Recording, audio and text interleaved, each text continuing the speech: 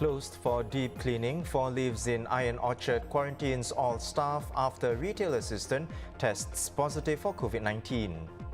Vaccine misinformation and fake science. Professor David Lai talks about the reaction to his viral social media post. I'm actually very thick-skinned and I don't get upset by people that I don't know.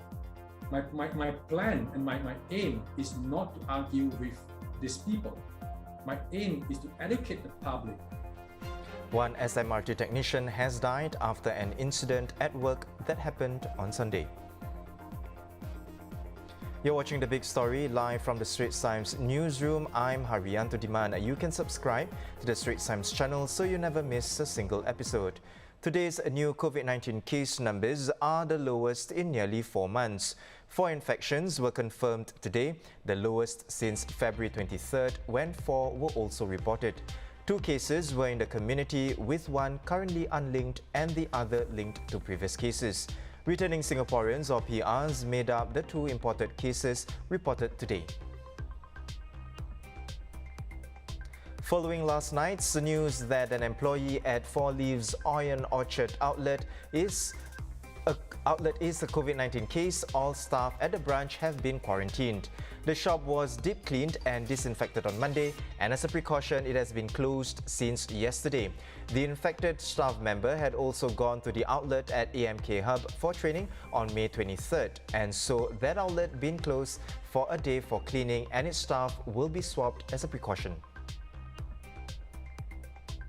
Responding to ST's queries, the Health Ministry said that as at end May, of the 62,000 or so total cases here, 428 local and 122 imported cases have been infected with the Delta variant, which was first detected in India. A ministry spokesman said variants are detected through viral genomic sequencing, which the National Public Health Laboratory performs for all confirmed cases in Singapore. As Singapore's national vaccination drive continues, some political leaders are stressing the need to make decisions based on science. Last Friday, Senior Minister Teo Chee Hean, who is also Coordinating Minister for National Security, had a Facebook post where he said we should focus on the science and take the advice of our medical experts and decide what is the appropriate action based on our public health needs. On Monday, Speaker of Parliament Tan Chuan Jin also wrote on Facebook that there are those who are seeking to mislead and misinform for political reasons. There are those who promote different beliefs because they are ideological about vaccines. There are also those who believe in other approaches. As infectious diseases expert, has spoken up against vaccine misinformation as well. In a lengthy Facebook post titled "Why Fake Science and Anti-Vaccine Groups Are Dangerous in a Pandemic," clinician researcher at the National Centre for Infectious Diseases, Associate Professor David Lai, said he's seeking to correct certain messages and petitions making the rounds online. Among other things, Professor Lai was referring to an open letter by 12 doctors last month, urging the government to give children here the Sinovac vaccine, as well as comments by private cancer specialist Dr. Oon Chong Jin, who claimed that the Pfizer vaccine is useless and obsolete because of mutations, and an online petition calling for those under 20 years old to not get vaccinated. Prof. Lai said all these claims are wrong, and he joins me now to share more. Professor, welcome to the show. Why did you want to write a Facebook post about this? Do you feel more compelled to do it because the claims were made by members of the medical community? Thank you, Haryanto. You see, vaccination is a critical component of our COVID battle plan. It's part of, test, trace, and isolate, mask, and social distancing. And we are very lucky to have access to so many effective COVID vaccines. As a small country in the face of global shortage, we are also very lucky to have access to 2 highly effective and safe vaccines, Pfizer, BioNTech, and Moderna. Now, there's a lot of vaccine hesitancy. We know that from the start. And there's been a lot of groundwork to educate the community done by many groups of people. So when these doctors started spreading the messages and the petitions, making false statements about the vaccines, it is very, very worrisome because doctors are well trusted by the community. So there will be people who should get the vaccines who may decide against it. Professor, your post has more than 1,000 shares. What sort of reactions or feedback have you received, particularly from your peers? By and large, the feedback, at least on my Facebook, has been positive. I'm heartened by the fact that many people share my concern. However, I did notice quite a few people who came to my Facebook usually to challenge me about certain pieces of information. Now, there is certain common thread about it. They often quote dubious sources from the internet. And in fact, there's a common thread. I've also heard from my colleagues in other countries. There is that Belgian veterinary doctor, there is a Canadian veterinary doctor, there's also that French Nobel laureate. And the other thing about these people is that they also often misinterpreted scientific information. There was this particular study from the Salk Institute in the United States that looked at the spike protein potentially causing heart inflammation in COVID infections. The conclusion of the authors is in fact that vaccination can protect us from spike protein damage to the blood vessels from COVID. And yet these people go around saying that the spike protein from the vaccines will harm us. And now I'm actually very thick-skinned and I don't get upset by people that I don't know. My plan and my aim is not to argue with these people. My aim is to educate the public so that they will learn to recognize this misleading information, because I'm quite sure this won't be the last pieces of messages and petitions that will go around. Right. Professor, there are concerns about children getting the COVID-19 vaccine. Besides the open letter by the 12 doctors and the online petition, there have been several queries as well made to the Straits Times from concerned parents about Singapore vaccinating kids between 12 and 15 years old. Now, these concerns mainly stem from WHO not recommending vaccinating children currently, as there isn't enough evidence. Where do you stand on this? Well, until now, children are not at high risk of severe COVID. We know that. WHO has to prioritize vaccine supply to developing countries. Now, US and UK, which are more similar to us, have now approved the vaccination for teenagers.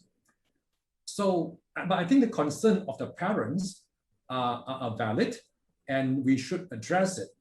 And the important thing is now we have clinical trial data from Pfizer, from Moderna, which have been published. Even Sinovac has announced that this trial has been completed. So should we vaccinate or not? So let's go through a few points of why we should vaccinate and what are the risks. Now, number one is that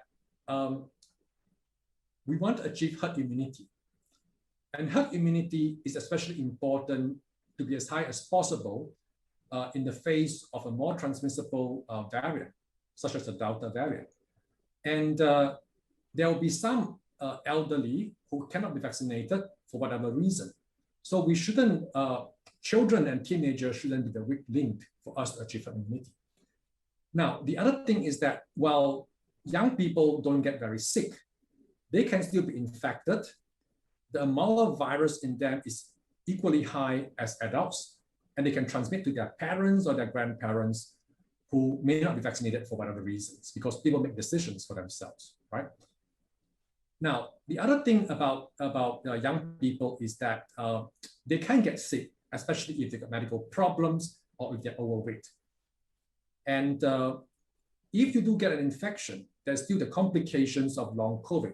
Now, long COVID is basically, chronic symptoms after the infection, and overseas been reported to be in the range of about 30 to 50%.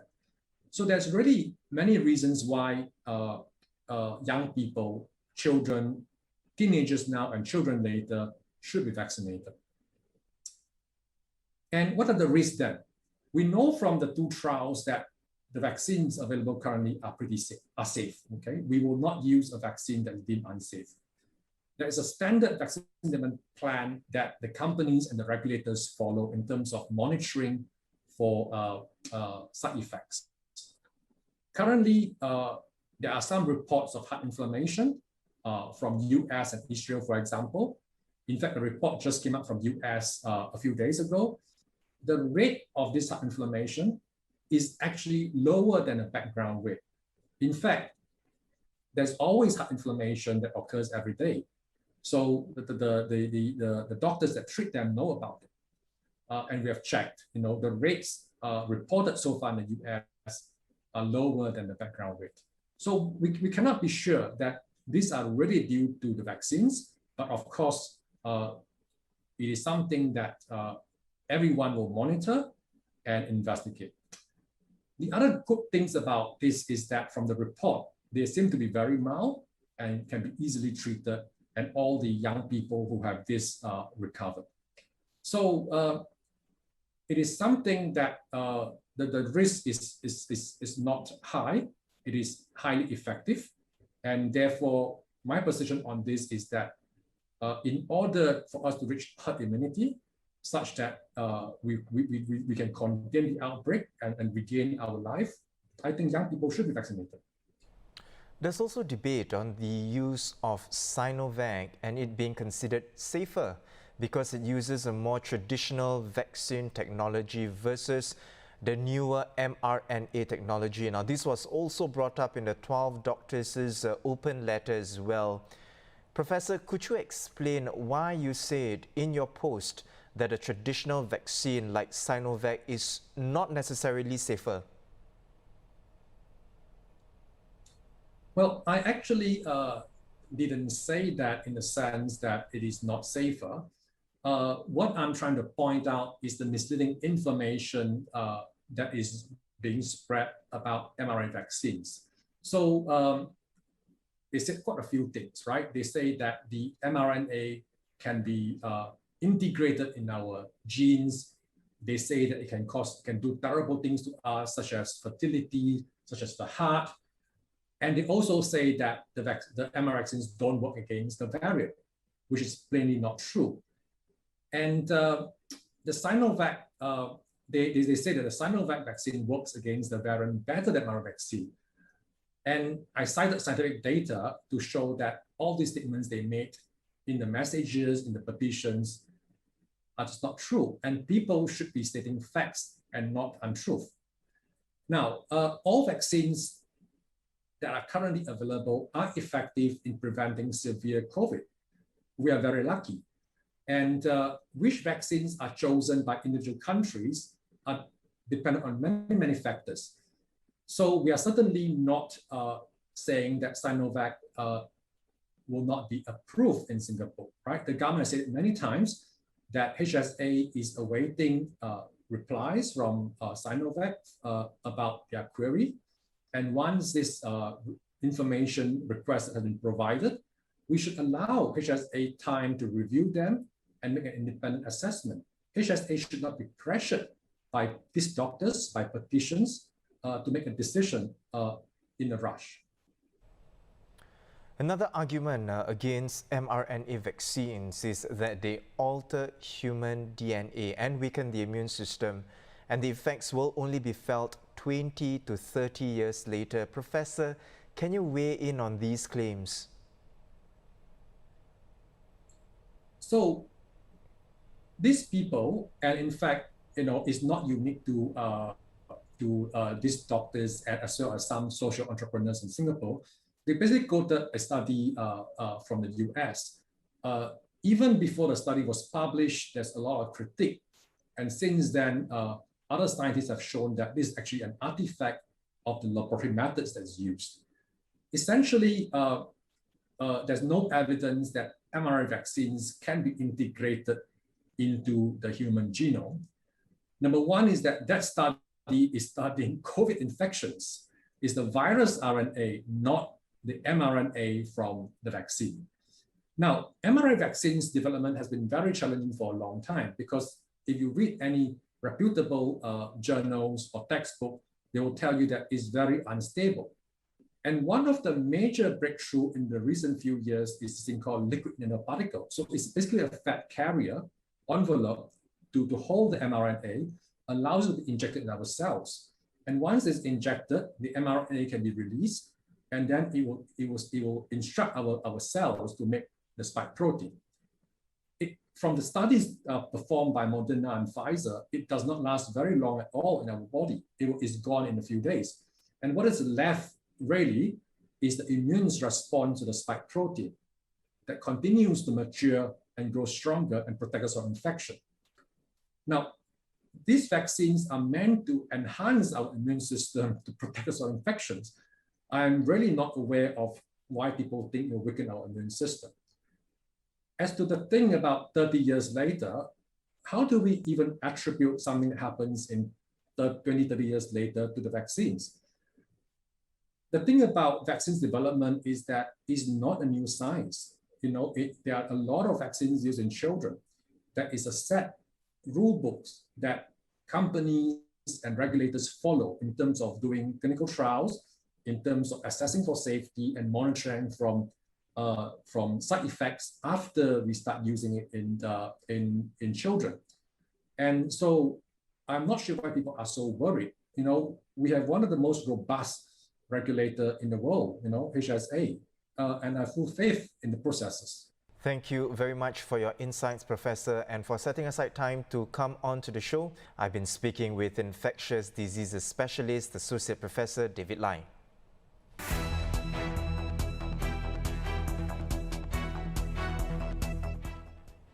Also in the local headlines, a Singaporean housewife who used to be a part-time freelance religious teacher has been detained under the Internal Security Act after an escalation in her radical behavior. According to the Internal Security Department today, Ruqayyah Ramli was radicalized by her husband, supporting his decision to join and fight with ISIS and was willing to accompany him. Her husband was repatriated to Malaysia last August and she was issued a restriction order. But ISD said that since then, there's been an escalation in her radical behavior with no genuine effort to participate in the rehabilitation program. And in a further contravention of her RO, she persisted in communicating online with overseas ISIS supporters. ISD also announced today that it released 2 self-radicalized Singaporeans from detention last month as they'd shown good progress in their rehab and were assessed to no longer pose a security threat needing preventive detention. Muhammad Faisal Muhammad Razali was detained under the ISA in April 2018 as he aspired to pursue armed violence in overseas conflicts. He was released on a suspension direction. Meanwhile, Qutbuddin Haja Najumuddin was a follower of a Sri Lankan radical preacher who masterminded the deadly Easter Sunday attacks in Sri Lanka on April 2019. Haja was released on a restriction order. Meanwhile, an SMRT technician was killed when a car jack that was supporting a bus he was working on gave way. The incident happened on Sunday morning at SMRT's Ang Mo Kio bus depot. The technician was unconscious when he was taken to Khoo Teck Puat Hospital, where he later died from his injuries. Police are investigating the unnatural death. Another worker was injured in the incident. The Straits Times understands he's been discharged from Khoo Teck Puat Hospital. Liao Wei Liang, who's accused of the series of cat slashings in Ang Mo Kio, was handed 1 charge of animal cruelty today. If convicted, he may be jailed for up to 18 months or fined up to $15,000 or both. Currently remanded at the Institute of Mental Health for 2 weeks, Liao is expected to return to court on June 23rd for further mention of his case.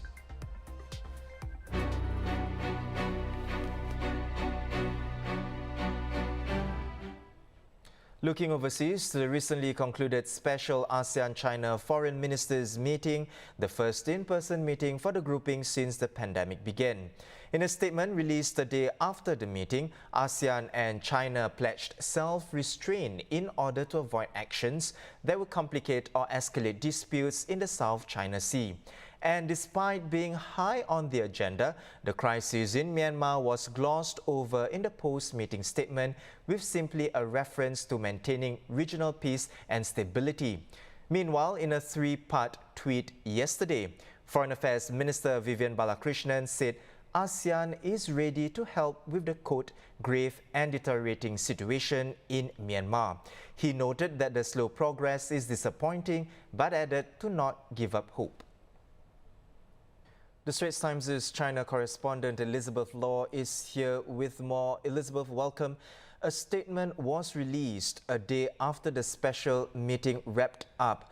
Why was the statement delayed, and how come the Myanmar crisis wasn't mentioned in it despite being a topic of discussion? Right, so you mentioned Myanmar as well. So, well, we know one key reason for the delay was the South China Sea, because there were countries among the ASEAN nations who wanted much stronger language to be inserted on the South China Sea, but of course faced quite a bit of pushback, which is the reason for the delay. Now, as to the whole Myanmar situation, from what we understand from sources, one of Myanmar's preconditions for joining the special ASEAN Foreign Ministers meeting was that they not be singled out for anything in any situation, which is why, if you look at it carefully, while they were not mentioned in the joint statement that was issued, there were certain countries' foreign ministers, including our own Dr. Vivian Balakrishnan, who had separate media sessions on their own after the meeting where they gave more views about the Myanmar situation. Elizabeth, in Dr. Balakrishnan's tweets, he acknowledged the slow progress of the talks on Myanmar. Now, considering that nothing concrete has been done on that front, is ASEAN basically ineffective in bringing about peace in Myanmar? Well, I think we actually have to look at the situation in context, because for now, it seems as though nothing really is happening, nothing is moving forward. But you have to bear in mind one thing, is that of all the international organizations so far, ASEAN is the only one that has been able to engage the Tatmadaw. And we can't say for sure that nothing has been happening, because they did actually also manage to convene a leaders meeting, a very special leaders meeting in April, and have Myanmar agree to the 5-point consensus. Now, of course, whether or not that consensus is being implemented is another question altogether. We also know that in recent days, the chair of ASEAN has visited Myanmar on a working visit. So I think things are moving forward. There are names that are being floated for potential special envoys of the ASEAN chair to go to Myanmar as well. So I think that is something that we can't wait and see. But that being said, I think at the same time, expectations have to be managed, because it seems as though now people are thinking that, okay, ASEAN is going to come up with a silver bullet that is going to solve everything and solve all the issues overnight. But I think that really isn't the case, because Myanmar is a deeply, deeply complex country. It is a complex situation that is going on now. So things are going to take time. And I think people need to be patient and understand that things aren't just going to completely change and get better overnight. Elizabeth, thank you so much for the update. That was Elizabeth Law, China correspondent for the Straits Times. Now, for more news and videos, visit straitstimes.com and subscribe to our YouTube channel by hitting the red button below. I'm Haryanto Diman. See you tomorrow for more stories on The Big Story.